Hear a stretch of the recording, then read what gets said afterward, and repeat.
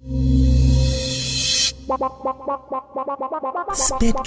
The future of collaborative video production. Spitcast. News, information, conversation, collaboration. Spitcast. Hi, I'm Michael London, and welcome to Spitcast, the future of collaborative video production, brought to you by spitvid.com. On this episode, we're visiting with Brendan Bradley from New York City. He's a writer, director, and creator. I bet you've seen some of his work and probably not known it. He has some interesting insights to share. And we'll also visit with Cooper Harris. She's an actress and producer of web content as well, including not one, not two, but 3 web series, plus some feature film work she'll tell us about as well. Spitcast. First up is Brendan Bradley. Brendan, welcome to Spitcast. Hey, Michael, thanks for having me. It's great to be on the show. Really means a lot, and it's been great having Squatters actually on Spitvid. So for all the fans out there that have been watching the show, thank you so much for tuning in. Tell us a bit about you and your story. I'm the creator of an online series called Squatters, which you can find on Spitvid and at squatterstheseries.com. You can also see me in the recent video game reunion on Comedy Central's Adam.com, Jeff and Ravi Fail History, which is a Subway web series, and a new series called Game Room. And how did collaboration benefit Squatters? Well, Michael, film is an incredibly collaborative medium, because there's just so many moving parts. There's this great expression, it takes a whole village to raise a child, which I know is kind of cheesy, but, Squatters is my baby, but I couldn't have begun the project without my incredible team that supported me every single step of the way. I made Squatters because I wanted to have a calling card as an actor and a writer. But the further in the process I got, I realized there are editors like Scott Turner and costume designers like Jenny Green and cinematographers like James Rodheimer and composers like Morgan Peters, all these people who also want to make a name for themselves in their own departments and their own creativity. And so let them, and bringing a larger team and collaborating with them and letting everybody bring their vision to the project just helped everything raise up and raise the bar. Especially on the web, it is so tempting to just do everything yourself and act like a one-man band.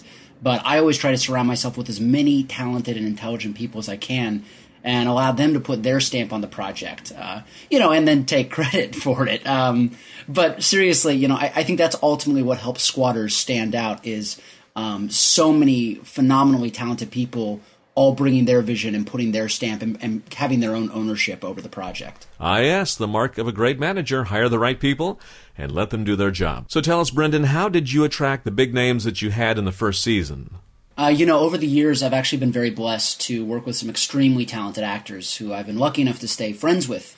And there's just nothing more satisfying than creating an opportunity to play with your friends or people that you respect. So, most of the roles in Squatters were actually offered to people that I'd worked with before or who I wanted to work with. I met Eric Scott Smith, who plays Alex Selkirk on a short film, and we become real-life best friends, which really helped with that banter between Hank and Alex. Sandy Parikh from The Guild, he actually hired me for my first commercial in Los Angeles and my first web series, The Legend of Neil. So I really just returned the favor to him. But then there's people like Christian Castellanos, who plays Ramira, or Matt Moy, who plays Hung the Delivery Guy, who we actually held auditions in Los Angeles and New York, and they had practically no credits on their resumes at the time. And immediately after they shot Squatters, they really just started exploding, which makes me feel really good that I'm not the only one who noticed how talented they are. So I guess to all the actors out there, the advice I can take away with becoming involved, especially in the web world, but even in the independent film world that I've experienced is be reliable and fun to work with and just stay in touch, and you will get hired again.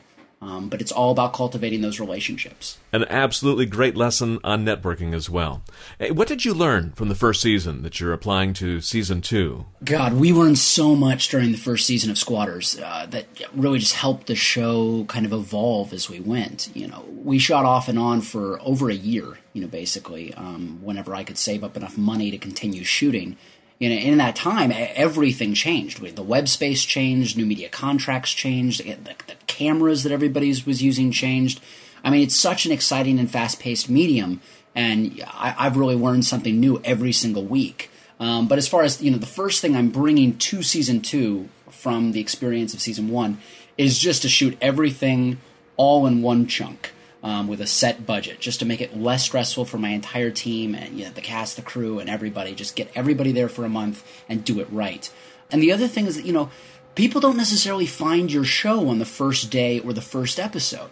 So something I've really learned that I'm trying to apply to future episodes is that the second season of Squatters will be a lot more self-contained and really push the boundaries of Alex squatting in that office and Hank really exploring New York City and really driving those two storylines as far apart as we can. What did you find was the best way to promote and get attention for the web series? I have to credit Felicia Day here, who I worked with on Legend of Neil, and she said to tell a story that is true to you and make a show that you want to see instead of trying to cater to what you think an audience wants.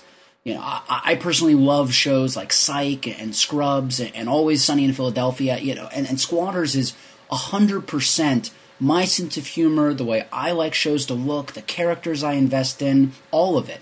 And I think that allows me to be totally honest with the audience. If you like what I like, you're going to love Squatters. And if you don't, no hard feelings. There's a lot of other great shows out there. We've had some support from sites that we uploaded to, like Dailymotion and Blip and Stay Tuned TV.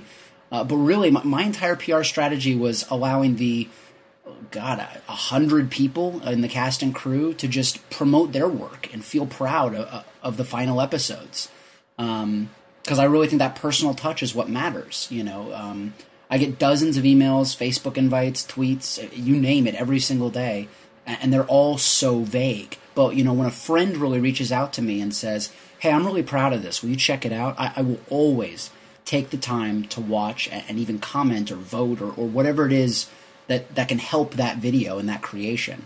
And so that's been kind of our key in promotion, is just being completely sincere about we love the show, we're proud of the show, and we think that people who are like us and our friends and family will love it. And it's really helped us kind of find even a wider audience beyond our immediate circle. All right, Bradley, here's the million-dollar question, and of course, all pun intended. What are some tips to get the most out of a limited video project budget? I have to say, be good to your people. I cannot stress it enough. I don't think there's a project in the world that couldn't use more money or more time. The budget is always going to be limiting. But if you treat your team well, they will work with you and they'll bring their A game every single time. Squatters was my burden. No one asked me to make that show. So every day that people even showed up, paid or not paid, that was a favor to me. And I really tried to honor that as much as possible by respecting what each department needed on set and trying to give them a feeling of ownership over a piece of the project. And I think that is ultimately the key to collaboration. You choose the people who bring out your best and want to bring their best to the work. And can you give us a bit of a sneak peek into Season 2 of Squatters? I would love to give you more than a sneak peek. The fun part about the internet is, like I said, it's always evolving, and we're always kind of seeing what's next. I've been involved with a lot of other projects over the past 6 months, but Squatters is still happening and still being worked on. And I think at this point, all I can safely say is we're going to really try to keep going bigger, faster, and funnier. Really getting both Alex and Hank to fully explore those environments more, like I was saying earlier. Let the love interest develop, get them, get Alex really exploring the office and that environment, get Hank really exploring New York and a lot of other temporary housing solutions, not just the comfortable pillow tops of a lot of ladies all over the city. And hey, drum roll please, maybe even resolve the bet. But we'll see. We'll see how far we want to go with that. But we really hope, the recent exposure, like the Indie InnerTube Awards and the Clicker Awards, we hope that those will help us find financing or a sponsor that will really help us bring that next level of production to the show and to our fans. And fingers crossed, everybody, for the Streamy Awards to hopefully give some love to my amazing team that just made the first season happen and really has supported me every step of the way. So in the meantime, I hope everyone will go check out episodes on SpidVid and SquattersTheSeries.com. Make sure you let us know what you think, and we're also at @SquattersSeries on Twitter. Follow us and harass us, and we just are so appreciative that people are out there watching. So thanks for having us on today. You are so welcome, and thank you, Brendan Bradley. You know how challenging it is to produce quality videos without the help from others who have the skills and talent you need. Well, SpidVid lets you find the individuals you need for your video production project so you can create the internet's next big viral hit. Visit spidvid.com, click the sign up link, and reserve your spot within our collaborative video production community today. Next up is actress and web producer Cooper Harris. Cooper, welcome to Spidcast. Absolutely, my pleasure. I'm excited to be here. Tell us about how you broke into the web series world. I broke into the web series world kind of on a fluke. I and my producing partner had done numerous kind of online commercials, basically, and we'd sold them to companies like Post-it Notes, Kimberly-Clark, Crazy Glue. And from there, since we were both actors, it kind of made sense then to transition into scripted content. And that was right as the whole web series thing was really breaking 2 years ago. So, yeah, that's kind of how it happened. Cooper, how has collaboration helped with the web series pilot? Well, I think collaboration is key. I mean, in any project for anything, but especially for web series, especially if you have a lower budget, because to try to do everything yourself it never turns out as good as one would hope. So I think bringing in other people whose creative vision fits yours is a really good idea. And that way you can all kind of fill in the chinks that inevitably will come from not having as much money as you'd want. Squatters was created by Brendan Bradley, and I jumped on board, and we produced the whole thing together from start to finish. I remember the very first reading was a really exciting thing that we kind of just put together, and then from there, a year and a half later, we had the show. Do you have some tips that you can share to get the most out of a limited budget project? Favors. The favor bank. I really do think also time management and planning. You know, they say you can't have, it's the holy trifecta of production. You can have a lot of money, a lot of time, and a lot of quality, but if you're missing one, you have to make up for it in the other departments. So we did not have a lot of money for Relapse, the pilot we just did, which won Celebrate the Web, and we also did not have a lot of money for Squatters either. So it was really crucial that we really planned it all out, kind of even to the minute, and also collaborated with people who had kind of exceptional vision and equipment. Now, you've mentioned Squatters. Tell us a bit about that. Yeah, Squatters is a web series created by Brendan Bradley and produced by myself and executive produced by Frank Kramer, who came on at the end and was generous enough to give us some finishing funds. So another example of at least monetary collaboration. It was really great to have him. And it's a story about two roommates in New York who make a bet to live without paying rent for a year. So it's really fun. It's a comedy. Daily Motion picked us up. We are, to date, I believe they're #1 original comedy, which is really exciting. And we have everybody in there from like Ryan Sipek from Wildfire to Sandeep Parikh of The Guild and Legend of Neil, Tony Janning. Of course, I'm in it as Julie, the female lead. And I play an up-and-coming, she's a lawyer, and she is kind of the girl who's always getting away from Hank. So. And what did you find was the best way to promote and get viewer attention to the web series? Well, I think, first of all, you want to have a really kick-ass show. I mean, that's just kind of the basics so that when people do watch, they feel excited and not like you're wasting their time. At least for Relapse, the Celebrate the Web pilot we did later, we were able to get a lot of kind of big YouTube personalities and people with large Twitter followings, definitely influencers, to watch the show, like it, and then tweet about it, which got us a huge number of votes, which is how the Celebrate the Web competition worked. And I think that was really successful for us. But again, it all hinges on having a really good and intriguing product that you're showing people. Definitely Twitter. Facebook's great. I actually sent around a good old-fashioned email chain to my mother and all my traditional fans in North Carolina. So definitely drawing on the family, the old friends from back home who get excited to see, what you're up to out in California. And then we had amazing success with Squatters in terms of, Tube Filter was very generous in their coverage and took a keen interest. They actually kind of broke the original sneak peek of Squatters. They were the first publication to do anything on it. So we got a lot of feedback from that. So definitely targeting, targeting the online web media places is really good. New TV, of course, Tube Filter, all those. They're really good. You just mentioned something exceptionally important. That is that it all falls back on the writing and a good product. Yeah, definitely. It's really important that when you're pushing something, it be good.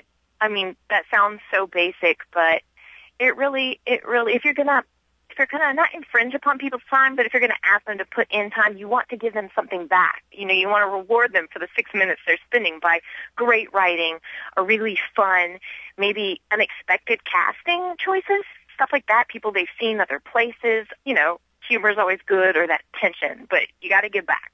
Cooper, it's been a bit of a challenge to pin you down for this interview, and I mean that in a good way because you've been so very busy. Tell us, where do we see you next? Oh, wow. I have so many different things coming up, and sometimes is a hard thing to juggle in my mind. So I have a really exciting show coming up called Mighty Woman, and that will touch down, as they like to say, because she's a superhero, in a couple months. Of course, I also have Relapse coming up, which is the Celebrate the Web pilot, which is very exciting. It sounds like it's going to be a show. We can't announce with whom yet, but that's definitely in the works. And really fun, not on the web series field, but in traditional film, I have a romantic comedy coming out called Amy Allison Fans. And it's really fun because I think it's one of the first films that really pays homage to the online phenomenon. It uses, let's see how to put this, it uses real YouTube video bloggers, like real YouTube stars, in a film talking about this actress who is quickly rising to fame on the internet. So it's kind of a fun blending cross-platform project. And I play the actress, Amy Allison, so that should be really great, too. We're screening at the DGA in 2 weeks. Art imitating life there. Exactly. It is kind of art imitating life. And how about your web address? Where do we see you online? CooperHarris.net. Cooper Harris, thank you so much for being with us today. Thank you so much, and I really appreciate all that you guys are doing for the online space. Thanks for listening to our Spidcast show. We appreciate your time and attention. You can now join the conversation at spidcast.com or on our SpidVid blog. And you can join our collaborative filmmaking community at spidvid.com. Tune in next month for another entertaining and informative episode of Spidcast. Spidcast.